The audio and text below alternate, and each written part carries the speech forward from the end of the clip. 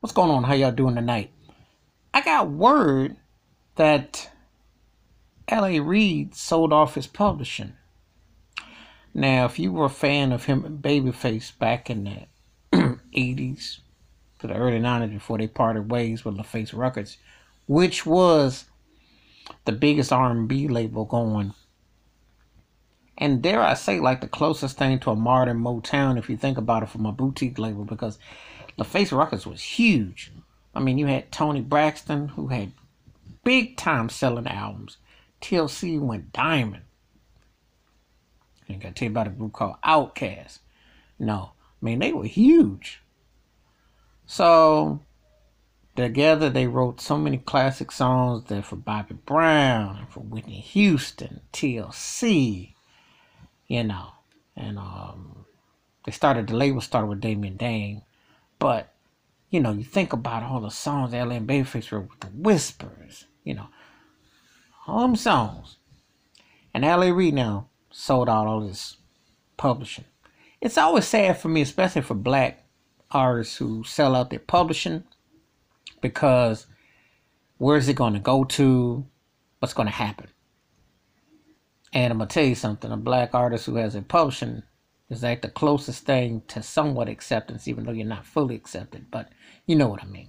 But you saw what happened with Michael Jackson, But having your publishing, if you work in that industry and you're a great songwriter and you've had success, why wouldn't you pass it on to your heirs? I just don't understand. Unless, of course, A, divorce, B, there's some ghosts trying to come out to collect, C, you need some liquid ASAP. I think L.A. Reid needed some liquid. Right now, with the COVID and everything going, you can't tour, can't make that bread. Ain't no new bags except for what you got. He's going to be on the board of some group that bought it, but it just seems like, come on, man. How you going to sell off your publishing? All them songs you wrote, and you were part of it with Babyface, and y'all were two of the most successful R&B producers and songwriters of the last 40 years. Because L.A. and Babyface belong in the same sentence with Gamble and Huff, Jam and Lewis, and also Rodgers and Edwards. Now Rodgers, Bernard, Edwards. I can name some, but that's where they belong. That's the kind of success L.A. and Babyface had. And in the 80s, they were battling against Jam and Lewis as far as the dynamic duos for songwriting producers in the black side of the sea. So it's pretty sad to hear that he's selling it off, and you want to know, hey, how much of a bag do you need? It's like, it's sad. Because when you build something like that, them songs mean something.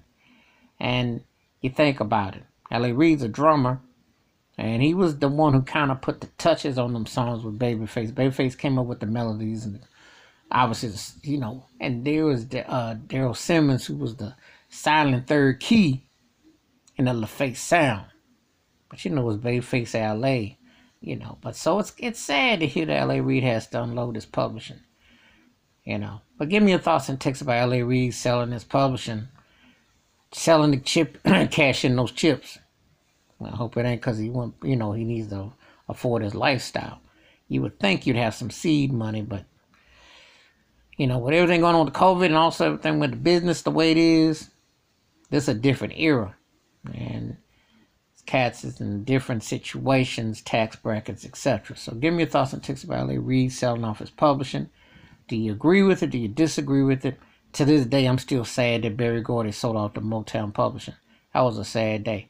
I always gave Michael Jackson props because they sad to say they had to kill him to get his. Michael wasn't giving it up. I don't think you should ever give up your publishing, especially when you're black. That's my personal opinion. But give me your thoughts and take it to like, subscribe, and the bell rings a new video. Wash your hands, keep your mind clear, watch out for another. And if you've got something substantial that you can pass to a family heirloom or something, do it. Don't get sold out so quick. I'm out.